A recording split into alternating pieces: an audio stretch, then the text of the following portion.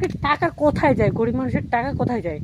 এই হসপিটালে যায়, ওষুধ কিনতে যায়, কিনতে কিনতে শেষ হয়ে যায় জীবন।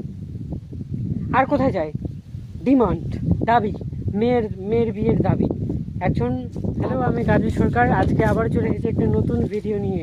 ওকে, একটি নতুন আমার ব্যাকগ্রাউন্ড। ওকে, সো এখানে খুব শব্দ করছে, তার জন্য সরি, বাতাসের শব্দ।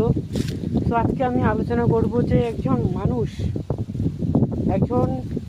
গরিব মানুষ, তারা কেন গরিব, আর যারা বড় লোক তাদের মাইন্ডসেটটা কি, আসলে তারা কেন এত বড় লোক। এত দিন যত দিন যাচ্ছে, গরিব আরও গরিব হতে চলেছে, আর বড় লোক মানে ধনী, আরও ধনী হতে চলেছে। কেন? এর রিজন একটা সিম্পল এক্সাম্পল, সিম্পল একটা মাইন্ডসেট মানে বলে দিই তাদের।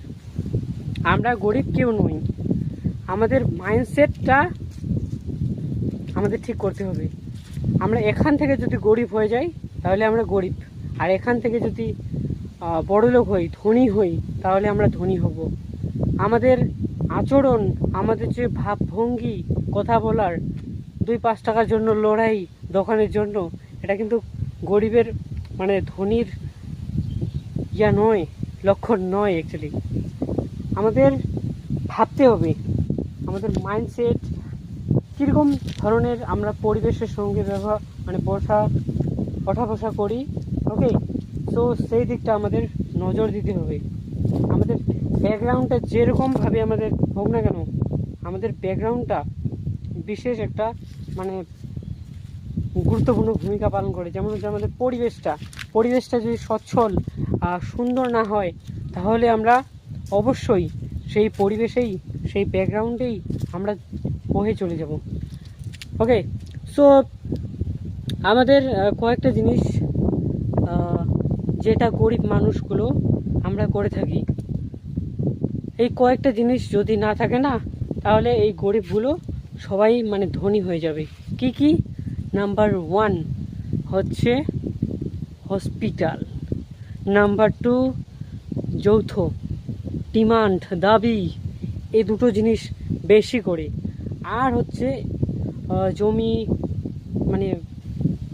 টমি এগুলো ঝগড়া। হ্যাঁ, বলছি এক এক করে সব ভাঙিয়ে বলছি। হসপিটাল, একজন মানুষ, সাধারণ গরিব মানুষ হসপিটালের পেছনে যদি না ছোটে, যদি ছোটে আর কি, তাহলে আর কি টাকা কোথায় যায়? গরিব মানুষের টাকা কোথায় যায়?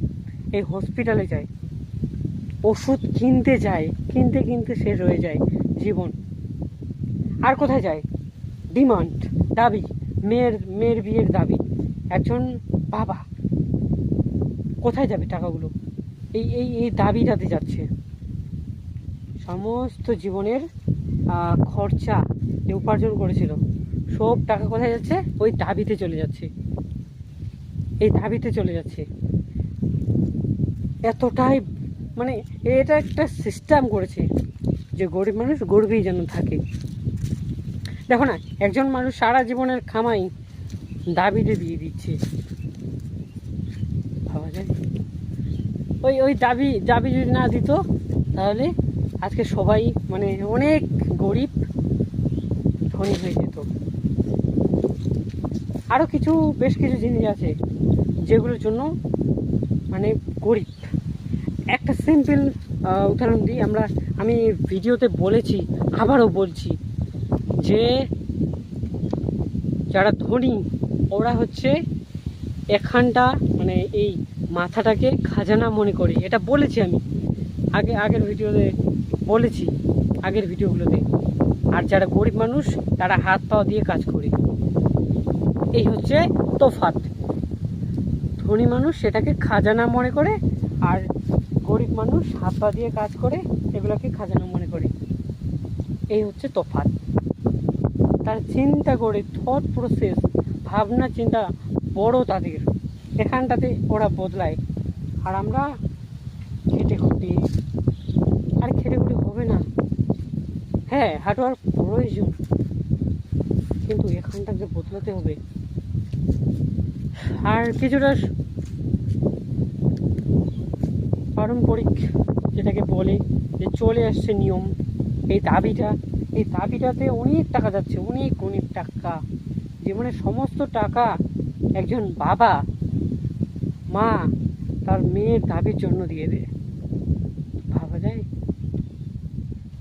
একটা সামান্য এই যৌথ ব্যবস্থাটা যতদিন থাকবে আর হসপিটালের খরচা যদি না কমে, তাহলে একজন সাধারণ গরিব মানুষ কখনোই ধনী হতে পারবে না। এই হচ্ছে ঘটনা, আর বেশি কিছু না। তো আমি আর কিছু বলছি না। ওকে, তো দেখা হচ্ছে পরের ভিডিওতে। যদি ভালো লাগে লাইক করবেন। ওকে, তো দেখা হচ্ছে পরের ভিডিওতে। ততক্ষণে বাই।